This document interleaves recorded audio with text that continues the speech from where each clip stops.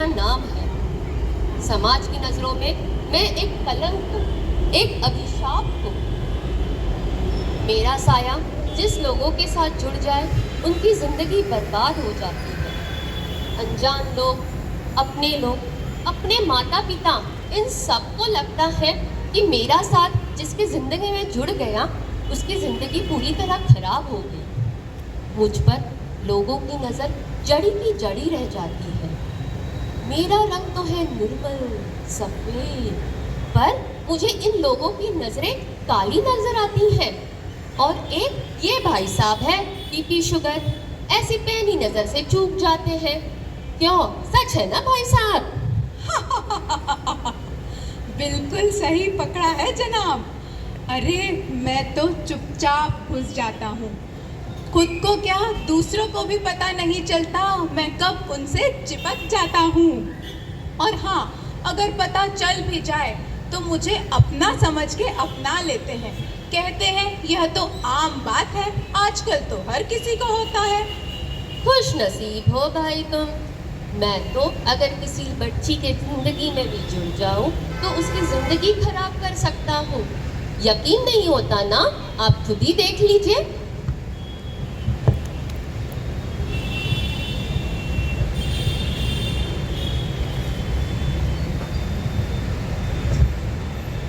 अरे ये क्या हुआ? तुम ऐसे क्यों कर रही हो? कुछ तो बताओ।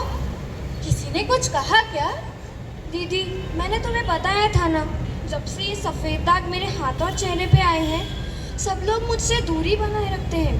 उनकी आंखों में मुझे कई सवाल दिखाई दे रहे हैं और वो मुझसे दूरी भी बनाए रखते हैं। अरे इस दुनिया को अभी इतनी समझदारी नहीं है। दिल पे मत लो इनकी बातों को। और इसमें इतना रोने की क्या बात है? नहीं दीदी, इन बातों को तो मैं कई दिनों से इग्नोर कर रही थी, लेकिन आज तो हद ही हो गई। अरे ऐसा क्या हुआ? बताओ। मुझसे तुम्हारा ये दुख देखा नहीं जा रहा।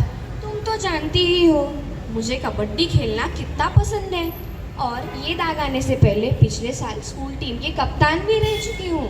है तो तुम्हारे कारण तो स्कूल ने मेडल भी जीता था। आज जब हमने खेल शुरू किया तब कोई मेरा हाथ पकड़ने को तैयार ही नहीं था। सब मुझसे दूर खड़े थे। जब मैं खुद होकर हाथ पकड़ने गई तो सब कहने लगे, तुझे अगर हाथ लगाएंगे तो ये बीमारी हमें भी लग जाएगी, तो कल से मत आना। अभी इन दागों के कारण मैं मेरे फ्रेंड्स, गेम सबसे दूर हो गई हूँ। ओह मत रो बहना। क्या मुश्किल आन पड़ी है मेरी बहन की जिंदगी में। क्या करूँ कुछ समझ नहीं आ रहा।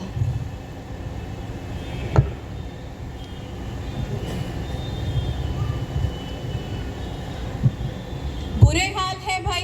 अरे अगर इस बच्ची का वजन थोड़ा मोटा होता, भारी होता, तो मैं इससे जुड़ने के लिए तैयार ही बैठा था।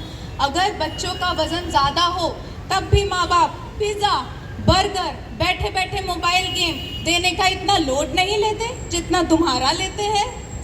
कभी तो बड़े बुरे हाल है मेरे। आज 2023 में भी कई लोगों को यह नहीं पता कि कुष्ठ रोग माने लेप्रेसी यह एक जंतु से फैलने वाला रोग है। यह एक से दूसरे को फैलता है, पर हाँ, इससे दवाई गोली से पूरी तरह जड़ से नष्ट किया जा सकता है। इस पर काबू पाया जा सकता है। और एक मैं मतलब सफेद दाग, यह तो रंग से अभाव होने वाला रोग। क्या कह दिया? मैं तो रंग भी नहीं हूँ, एक अवस्था हूँ। ऐसी अवस्था जिसमें सिर्फ रंग कम हो जाता है, थोड़ा सा अलग हूँ बस। फिर भी न जाने क्यों लोग मुझे अपनाने से डरते हैं। और कुछ तो पढ़े लिखे लोग अपनी खुशहाल जिंदगी, अपनी शादियां तक तुड़वा देते हैं। ये देखिए।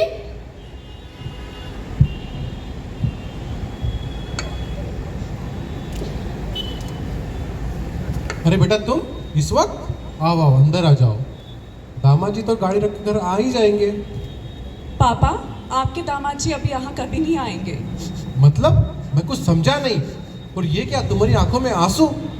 क्या हुआ बेटा, जल्दी बताओ। पापा, मैं ससुराल छोड़कर वापस आई हूँ और शायद अब कभी वापस ना जाऊंगी। उफ, ऐसा भी क्या हो गया अचानक बेटा? पापा, उस दिन बड़ी बुआ जो मेरे ससुराल के पास रहती है वो मुझसे मिलने आई थी। हाँ, उसका फोन आया तो था, लेकिन क्या उसने कुछ गलत कह दिया? नहीं नहीं, उन्होंने तो मुझे बड़ा प्यार दिया, बट जब वो मुझसे बात कर रही थी तो सासू माँ का ध्यान उनके सफ़ेद दागों पर गया और वो चिढ़ गई। तो मैं जाता हूँ उनके समझाने। नहीं, अब कोई फ़ायदा नहीं है। मैंने उन्हें समझाया कि बुआ की ट्रीटमेंट चल रही है और वो फैलता नहीं है, तो उन्होंने बड़े क्रोध से कहा तुम्हारी संतान को हो सकता है। फिर मैंने बोला ऐसा नहीं है, क्योंकि ना तो मेरे पिता को है ना उनकी किसी दूसरे बहनों को है। अगली पीढ़ी में हो सकता है, लेकिन 100% संभावना नहीं, लेकिन चांसेस है। तो पता है, उन्होंने कठोर स्वर में कहा हमारे बेटे के परिवार में ये भयंकर बीमारी नहीं चाहिए, तुम्हें घर छोड़कर जाना पड़ेगा। ये तो अन्याय है। विटली को कोई बीमारी नहीं, ये तो एक अवस्था है। लेकिन दामाद जी तो साइंस के छात्र हैं, वो जरूर समझ जाएंगे। नहीं, वो तो समझ के भी ना समझ बन गए हैं। अपनी माँ की बात को इतना महत्व दिया है कि पत्थर दिल बनकर मुझसे शादी तोड़ने का निर्णय कर दिया है। हे भगवान, इस समाज की गलत धारणा को कोई कैसे समझाए? कैसे हम हमारी बेटियों का भविष्य उजड़ने से बचाएं?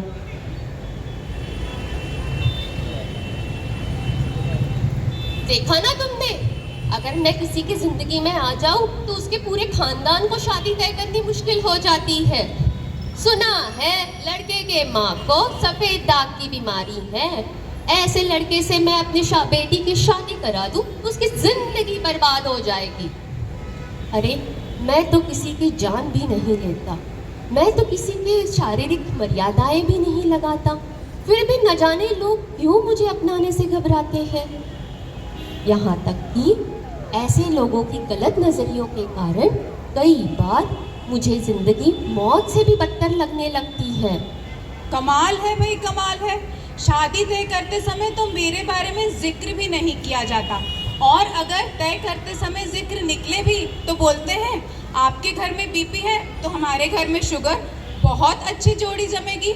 ये सोच के मजाक में उड़ा दिया जाता है, यह जानते हुए भी कि मैं जानलेवा हो सकता हूँ, मेरे पे ध्यान नहीं दिया जाता। और आपका तो वही तो, शादी तो होता है दो आत्माओं का मिलन, सुख दुख में साथ निभाने का वादा। बीपी हो, शुगर हो या ल्यूकोडर्मा हो, शादी तो है इंसान के साथ इंसान जुड़ने की प्रक्रिया। ऐसे में शादी के बाद अगर शुगर, बीपी, ल्यूकोडर्मा आ भी जाए तो एक दूसरे का हाथ थामना चाहिए, यही सभी का कर्तव्य है। उसे डर डर के जीना पड़ता है, उसे डर डर के जीना पड़ता है जिसकी जिंदगी में मैं चला जाऊं। छूने का डर, शादी ना होने का डर, इसके अलावा नौकरी ना मिलने का भी डर होता है। जरा देखिए इन्हें। मे आई कम इन सर? अरे आइए मिस्टर, आइए, बैठो बैठो। Thank you sir. तो मैंने आपका बायोडाटा देखा, quite impressive. Thank you sir. आप प्रदेश से ही प्रतिभाशाली व्यक्ति रहे हैं। जी सर, थैंक यू सर। मुझे पता है इस जॉब के लिए मैं शायद ओवर क्वालिफाइड हूँ, लेकिन इस जॉब की मुझे बेहद ज़रूरत है सर। मैं आपको शिकायत का एक भी मौका नहीं दूंगा सर। हाँ ठीक है, मुझे इस जॉब के लिए एक साधारण से व्यक्ति की ज़रूरत थी। आपका पहला जॉब और सैलरी तो काफ़ी इम्प्रेसिव थे, फिर वो आपने क्यों छोड़ा? जी सर, मेरा पहला जॉब और सैलरी बहुत अच्छी थी। मैं वहाँ का एम्प्लॉय ऑफ द ईयर भी रह चुका हूँ। मेरा काम की सब लोग बहुत तारीफ भी किया करते थे, लेकिन एक दिन अचानक क्या? एक दिन अचानक मेरे गर्दन और चेहरे पे ये सफ़ेद दाग आने लगे। मैंने नज़दीकी डर्मेटोलॉजिस्ट को दिखाया, उन्होंने कहा यह विटिलिगो यानी कोढ़ की बीमारी है, जो कि बिल्कुल खतरनाक नहीं है। उन्होंने मुझे कुछ दवाइयाँ दी और महीने में एक बार दिखाने की सलाह दी। सफ़ेद दाग तो मैं भी देख रहा हूँ। सर, ये सफ़ेद दाग के कारण मानो दुनिया का मेरे प्रति नज़रिया ही बदल गया। सब मुझसे दूर भागने लगे, मानो मुझे कुछ भयावह बीमारी हो गई है। अरे यह बीमारी नहीं, सिर्फ एक मामूली सी अवस्था है। लोग टिफ़िन के लिए लंच पे मुझे बुलाते नहीं थे। यही तो नहीं, मुझे बाहर क्लाइंट से मिलना भी बंद करा दिया गया था।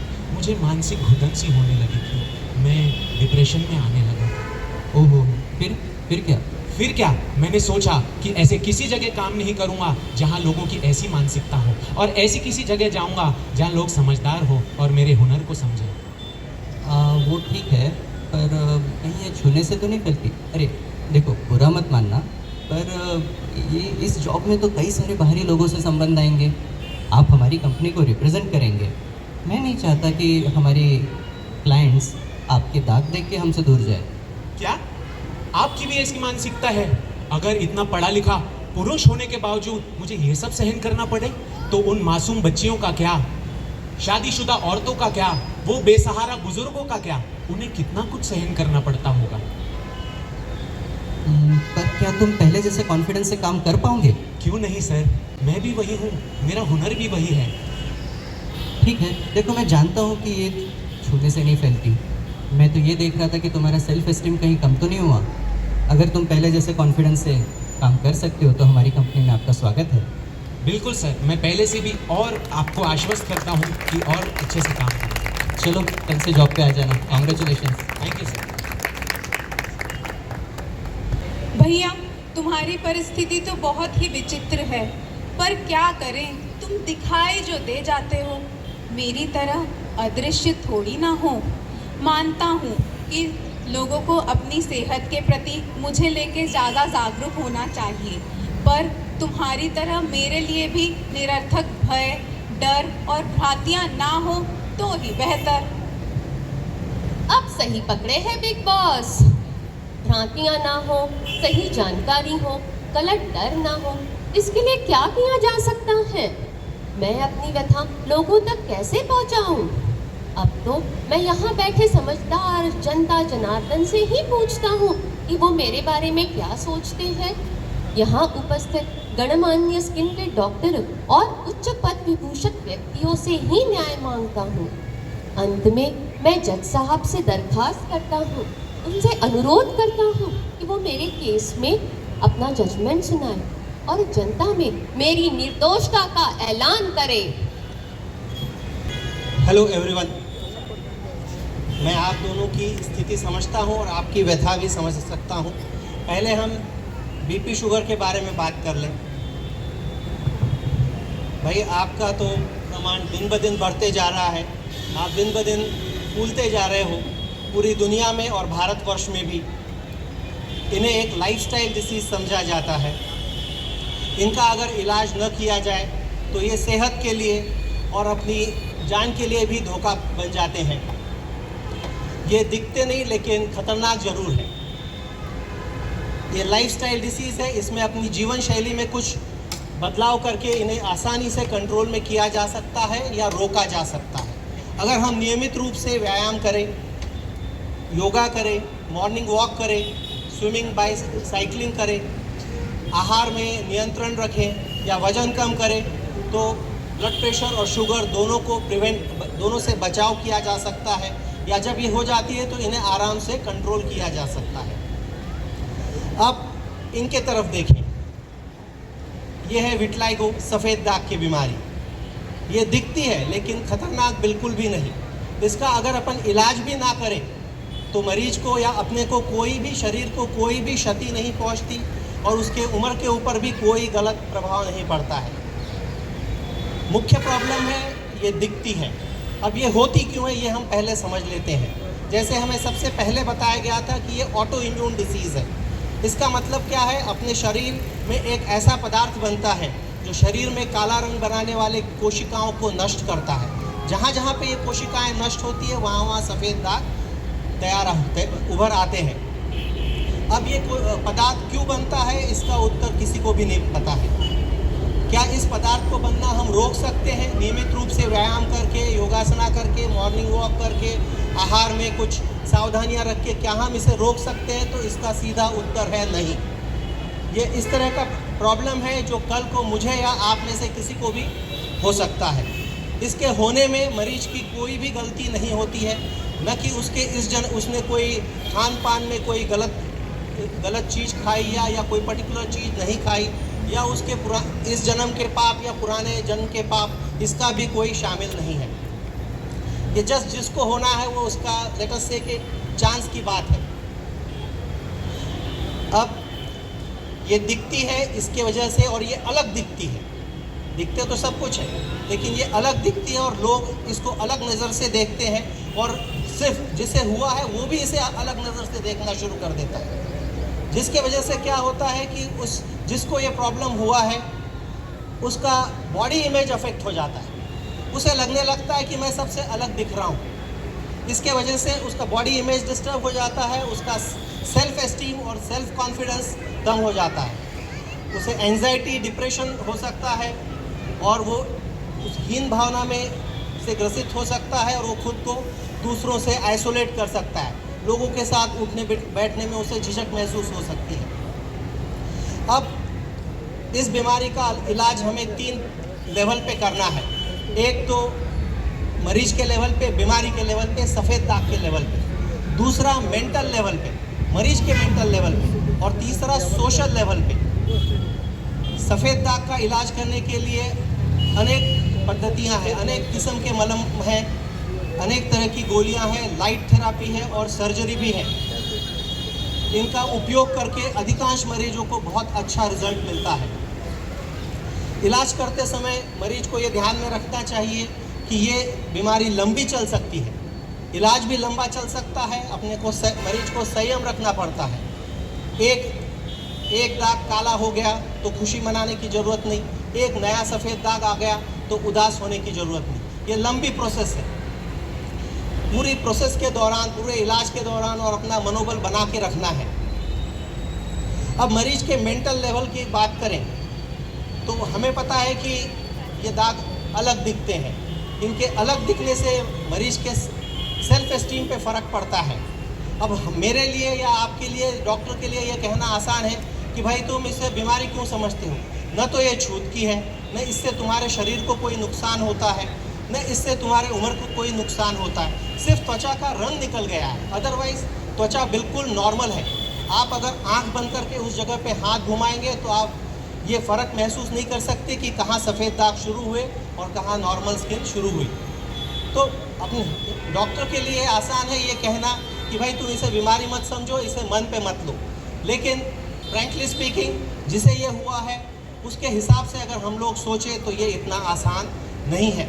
हमारी जो समाज की मान्यताएं हैं, सुंदर दिखने के जो पैमाने हैं, उसमें से ये अलग दिखता है। ये इसको मन पे असर होने से बचाना बहुत मुश्किल चीज़ है। इसके लिए कुछ स्टेप्स किए जा सकते हैं। जैसे हम सलाह दे सकते हैं कि आप इस विषय के बारे में अधिक जानकारी प्राप्त करें। हमें पता है नॉलेज इज़ पावर। अगर हमें किसी चीज़ के बारे में नॉलेज है तो हम अपने आप को थोड़ा उस विषय के विरुद्ध शक्तिशाली महसूस करते हैं। जब हम उस बीमारी के बारे में या उस अवस्था के बारे में जानते हैं तो हमें कॉन्फिडेंस आता है, हम उसे एक्सेप्ट कर सकते हैं। सबसे ज़रूरी चीज़ है एक्सेप्ट द फैक्ट कि हमें प्रॉब्लम है, हमें उससे डील करना है। सबसे ज़रूरी ये चीज़ है एक्सेप्टेंस। ये बात डॉक्टर मनोज वाघमारे के गाने में भी थी। मुझे उसका गाना बहुत अच्छा लगा। उसने चंद शब्दों में अच्छे सुर के साथ, अच्छे म्यूज़िक के साथ पूरा सार विट्लाइगो के पेशेंट ने कैसा रहना चाहिए, कैसे उसकी अवस्था रहनी चाहिए, अच्छे से डिस्क्राइब किया। तो पहला चीज़, जिससे ये प्रॉब्लम है उसने इसके बारे में अधिक से अधिक ज्ञान बटोरे जिससे उसमें कॉन्फिडेंस हो। दूसरी चीज़, हमेशा पॉजिटिव माइंडसेट रखें। हर चीज़ में पॉजिटिव माइंडसेट रखें। किसी भी इंसान की सुंदरता या उसकी पर्सनैलिटी से उसके त्वचा पर निर्भर नहीं करती है। उसका आचार कैसा है, विचार कैसा है, स्वभाव कैसा है, व्यवहार कैसा है, ये सब चीज़ें मिला के इंसान बनता है। सिर्फ त्वचा पे कुछ दाग आ गए उससे पूरा इंसान खराब नहीं हो जाता है। उससे भेदभाव करना बिल्कुल गलत है। किसी भी इंसान को उसके टोटलिटी में जज करना चाहिए, ना कि किसी एक चीज़ के ऊपर।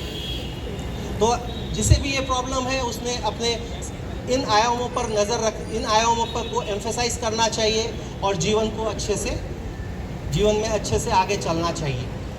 तीसरा, नियमित रूप से भले ही व्यायाम करने से या प्राणायाम, योगासना करने से, आहार में कंट्रोल रखने से बीमारी हम रोक नहीं सकते, लेकिन हम संतुलित आहार, एक्सरसाइज, योगासना, मॉर्निंग वॉक करें, अच्छी नींद सोएं, अननेसेसरी स्ट्रेस अवॉइड करें तो हमें एक सेंस ऑफ वेल बीइंग आती है और हमें इस बीमारी से डील करने में आसानी होती है। और अगर ज़रूरत पड़े तो हम साइकोलॉजिस्ट से काउंसलिंग सेशन कर सकते हैं, जिससे हमें इस बीमारी को समझने में, एक्सेप्ट करने में और आगे चलने में, अपनी ज़िंदगी में आगे बढ़ने में आसानी होगी। और और एक ऑप्शन अवेलेबल है जो है ज्वाइनिंग अ सेल्फ ग्रुप। हमें पता है अल्कोहल एनोनिमस करके ग्रुप है जो लोगों को शराब की लत से छुड़वाने में सहायता देता है। इस फोरम के माध्यम से मैं अपने डायनेमिक VDS प्रेसिडेंट से अनुरोध करूंगा कि VDS भी कुछ इस तरह के फोरम चालू करें, स्टार्ट करें, क्योंकि बहुत सारी त्वचा की बीमारियां लंबी चलती है, उसका सोशल इम्प्लीकेशन भी काफ़ी रहता है। अब रही बात समाज को सोशल एस्पेक्ट कैसे डील करें। हमें पता है कि आज भी 2023 में भी इस बीमारी के बारे में कई गलत भ्रांतियां हैं। इसको हमें दूर करना ज़रूरी है।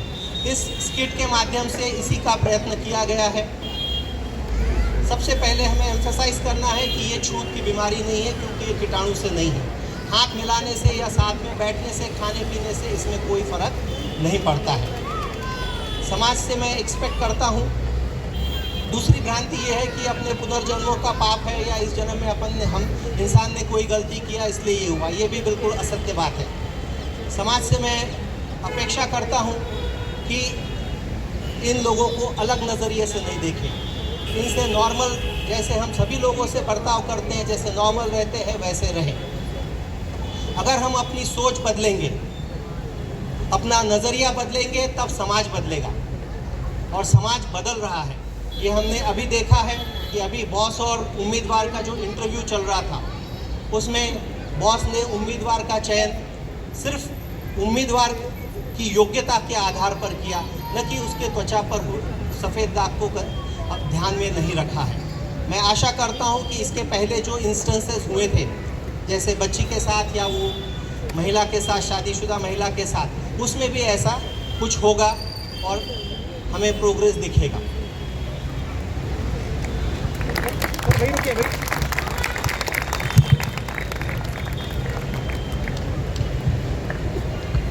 Thank you everyone, thank you all the doctors. और एक जोरदार तालियां हो जाए डॉक्टर्स के लिए। अरे सुनो तो, तुम्हारे स्कूल से फोन आया था। कोच बोल रहे हैं कि वो तुम्हें कबड्डी टीम में वापस लेना चाहते हैं, और उन्होंने तुम्हारी सारी सहेलियों को भी समझाया है, और वो अब तो कह रही है कि तुम ही टीम की कैप्टन बनोगी। अब खुश? हाँ, बहुत खुश। अरे बेटा, अभी अभी दामाद जी का फोन आया था। उन्होंने तुम्हारी सासू माँ को सब कुछ समझा दिया। उनकी पूरी भ्रांतियां दूर हो गई विटलो के बारे में। अब वो तुम्हें लेने आ रहे हैं। सच में? हाँ। Thank you so much. BP sugar जो है वो हमारी डॉक्टर अंशुल जैन है। Please round of applause. Vitiligo जो है वो डॉक्टर प्रियंका मकिया है। जो बेटी है वो डॉक्टर पूजा धार्मिक है। जो पिताजी है वो डॉक्टर नितिन बर्डे है। एक मिनट, मैं प्लीज़ गुजारिश करूंगा कि तालियों की कमी ना करें। सब डॉक्टर्स ने बहुत मेहनत करके ये स्किट प्रिपेयर किया है, तो तालियों से आप उनका प्लीज़ स्वागत करिएगा। और हमारे last but not the least, Rujvi Pimpre, who is the daughter of our president doctor Ashish Pimpre and her cousin Jui Deshmukh, and doctor Manoj Waghmare, he is also a skin specialist and our singer also. So thank you so much. And last but not the least, I would like to call upon Dr. Ashish Pimpre sir, who is the president and the director of this whole skit, जिन्होंने हमें सब चीज़ के लिए guide किया, सिखाया and practice करना सिखाया. He himself is also a very good actor. And please sir.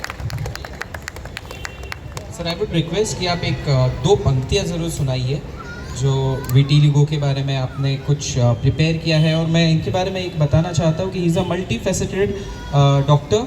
ये पूरे स्किट का जो ब्रेन चाइल्ड है वो सर ही है, और सर ने बिल्कुल एक अच्छे टीचर के समान पूरे सबको डायरेक्ट किया है और हर एक को प्रैक्टिस में समझाया है किस तरीके से वॉल्यूम इंक्रीज करना है, डिक्शन के बारे में, एवरीथिंग। सो एक big round of applause for doctor Ashish Pimpre please. Thank you. I think ये इसके लिए कार्यक्रम नहीं किया है हमने, लोगों तक पहुंचना है हमें। Anyways thank you for your kind words. और ऐड करना चाहूँगा कि स्क्रिप्ट का कुछ पार्ट जो सीन्स है वो मेरी वाइफ डॉक्टर आभा पिंपले जो माइक्रोबायोलॉजिस्ट उन्होंने भी लिखा है। बीपी और शुगर के डायलॉग्स मैंने लिखे थे। एनीवेज आई थिंक मैसेज लोगों तक जाएगा, वही नाटक का सक्सेस है।